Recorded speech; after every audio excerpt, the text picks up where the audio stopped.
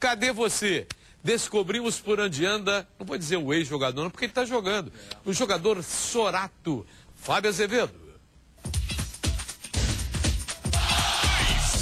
O Cadê Você de hoje é especial. Vai relembrar histórias para a torcida do Vasco, porque nesse ano completa 20 anos do gol de 89 e está ao nosso lado o autor daquele gol que o torcedor não esquece no Morumbi. O ex-atacante, o atacante Sorato, vamos perguntar, porque 40 anos, ex-atacante, futuro treinador, como é que é o futuro do Sorato? Cara, eu, assim, estava jogando no Tigres até pouco tempo, né? E agora estamos aí conversando aí, eles têm vontade de me aproveitar, começar lá como auxiliar técnico. Eu tenho muita vontade de seguir por esse caminho, né? E a gente olha a tua carreira, está aqui com muitas camisas, e depois do Vasco vai para o Palmeiras, está aqui bem ao nosso lado, segue uma época de ouro, né? Do Palmeiras, com investimento forte, Cruzeiro, Juventude, aí tem outros clubes, tem o Botafogo que entra na tua vida. Como é que foi a sequência da carreira, essas experiências diferentes? A primeira vez que saí foi para o Palmeiras, em 92. Sorato bateu, colocado, gol! E aí depois comecei a rodar, depois do Palmeiras fui Cruzeiro, Juventude, Santa Cruz, que na época esses clubes eram ligados à patrocinadora do Palmeiras. E volto para um clube grande que era o Botafogo, né? E fiquei com o Brasileiro de 96 e o Carioca de 97, onde a gente foi campeão. E aí eu volto para o Vasco, no meio de 97, e aí fico até o final de 98. Pego o Carioca de 98 e a Libertadores também. Vamos voltar, falando de 89, já que eu abri a nossa entrevista falando daquele gol. Aquele gol foi o mais importante da tua carreira, assim, você surgindo, faz o gol do título brasileiro? Com certeza, né? Eu tinha 15 anos que não ganhava um campeonato brasileiro. Foi na casa do adversário, no Morumbi, 1-0 só, gol meu. Então acho que isso, para uma equipe de tradição, acho que fica marcado para todo mundo, né? Recentemente você esteve no Vasco, lá no Vasco Bar, reencontrou o Nelsinho, né? Que foi seu treinador daquela época. E a gente olha a comemoração do gol, assim, é um Sorato correndo. O que passou na tua cabeça? Você corre, não corre numa direção, né? Você está empolgado naquele momento. Eu acho que, assim, eu era muito jovem, né? Tinha 20 anos apenas, né, cara? Talvez eu não saberia nem avaliar a importância daquilo direito. Mas, pô, foi um momento realmente inesquecível aí, que com certeza os vascaínos vão lembrar para sempre.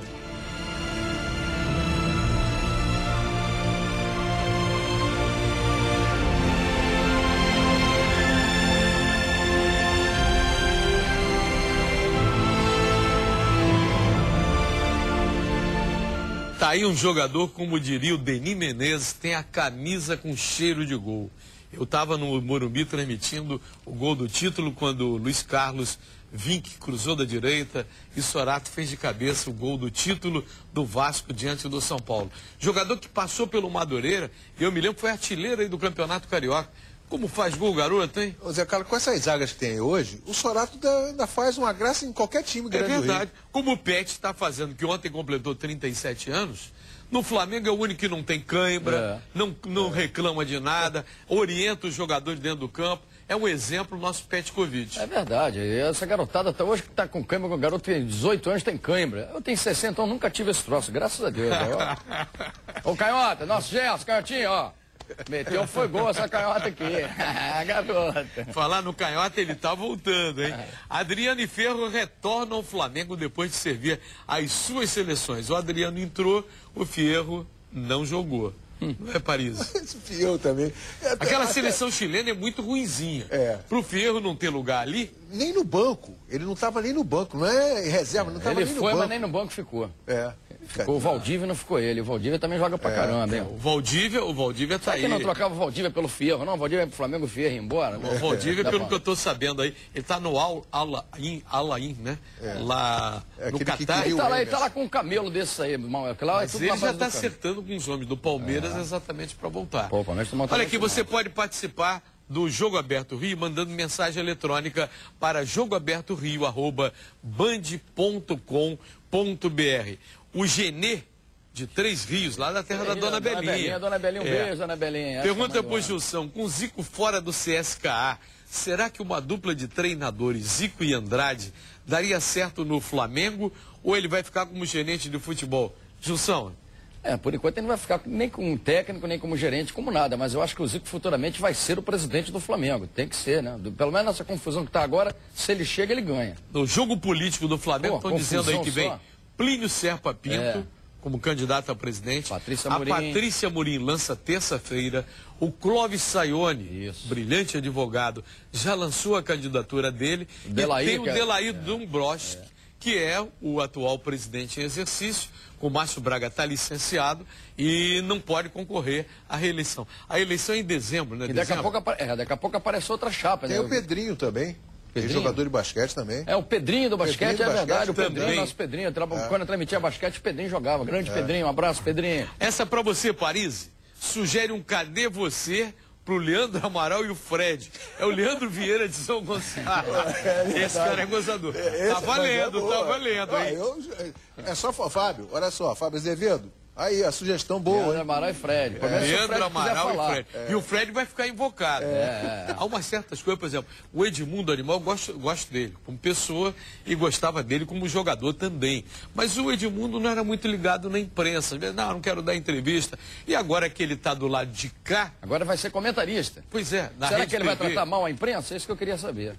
E o Vasco tenta voltar à liderança da Série B contra o Paraná. Fábio Azevedo.